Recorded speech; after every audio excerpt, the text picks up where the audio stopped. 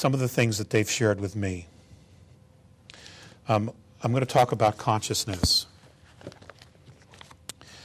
The most necessary action for all of your Terran races who are aware is to do what you are capable of to illuminate your degenerated societies.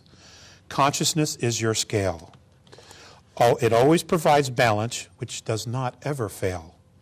It speaks to those who listen and tells them what to do and what not to do. Not to one or all beings who choose to be evolved. The administrators of your government are responsible for professional order, but not your moral codes of order. The key to your happiness, Terrans, is in the hands of your own consciousness. We have perceived that you, Terrans, have arranged your lives not according to yourselves, but according to others. Your disappointments are due to this fact. This kind of conduct of yours is what is limiting your races. Each one of you is a free soul, a free consciousness. No one is the servant or slave of anyone else, though the hidden ones would trick you to believe otherwise. Mutual respect is imperative for a healed planet and race. Our help is being extended to you if you so want it. Because of your genetic lineages to our races, we would like to be there with you during your difficult times. Today, your planet and your race destroys itself in ignorance. The goal is to recover the genuine human beings lost deep within yourselves, and try to always be at one with yourself.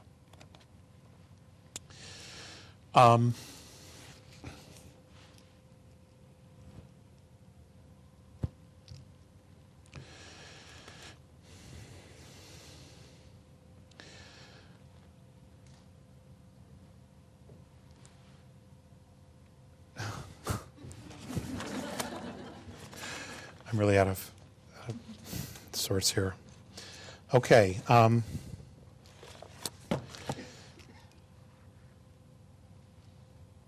going to share this with you. This is from Mornay. This is from 1998. He makes reference to December 3rd, 2013. That was the original number that they felt that, or the original date on our calendar that we would actually be moving into fifth density, that date.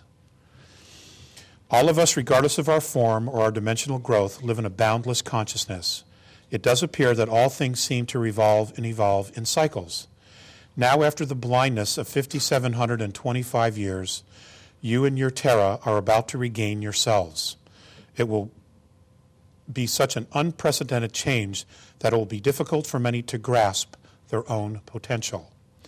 It is the turning point on your world which none of your planet's forefathers were privileged to ever experience. Can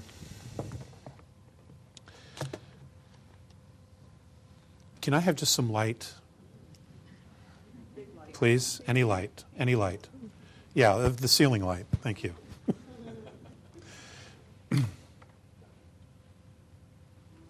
Okay, that's good. Thank you. That helps me. In Andromeda, one of the things that they stress is creating a race of leaders. In that leadership, everyone has a responsibility to not only be a leader themselves, but to make a leader of everyone else. And in that, everybody moves together. There may be varying different degrees, but everybody moves together. This is something that they have stressed over and over and over again. They've also stressed being as close to nature as possible. You folks here in Hawaii, that's really easy. And you live in an incredible place. For those of us who live on the mainland or in other countries, in big cities, it's much more difficult. I want you to know that we're the only planet that I'm aware of that uses currency. Okay? In fact, I had an experience where Mornay and Faseas had asked me to try to explain to them why we used money, or what they refer to as paper with pictures on it. So I spent a great deal of time in between contacts putting something together for them. And I had a contact. I was living in Malibu at the time up on Decker Canyon, and I had this opportunity to present this information to them. So as I'm presenting it, I'm going through it. I had a paper with me that I was reading it off and had little charts that I'd carried in my backpack. And when it was all over, and of course they already knew this information because they've been watching our history, Visaya said, thank you very much.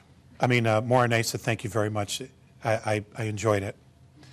But Visayas just looked at me, and he just had a very straight face. And he just said, I don't understand. And I said, well, what do you not understand? Now, Visayas was always telepathic. He never learned to use his vocal cords. He said, I don't understand why you have to live, why you have to pay to live on a planet you were born on. Why do you have to pay to live on a planet you were born on? That haunted me for many years, that statement. Because, how do we unravel that? What do we create in order to drop that paradigm? And how do we create it? Who's going to step up and say, you know what? We have fought wars over money. We have fought wars over gold. We have fought wars over this and fought wars over that. We have nearly destroyed the planet. We have destroyed species. We're destroying humanity. And it's all over power, wealth, and things like that. How do we move from this paradigm to the next paradigm? How do we do it?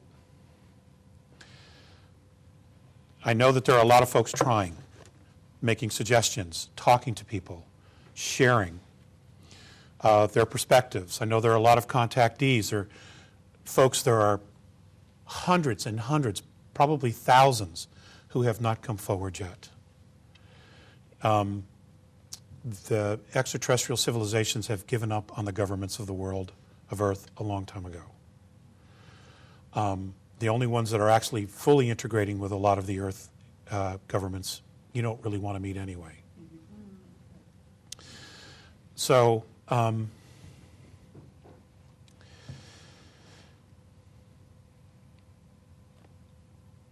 how do we find our soul again? What does it take to change the essence of a man? Is there a phrase? Is there a mantra? Is there a prayer? Is there an event? What does it take to change the essence of a man or a woman? I don't have that answer, but I am asking the question, and I have been for a long time.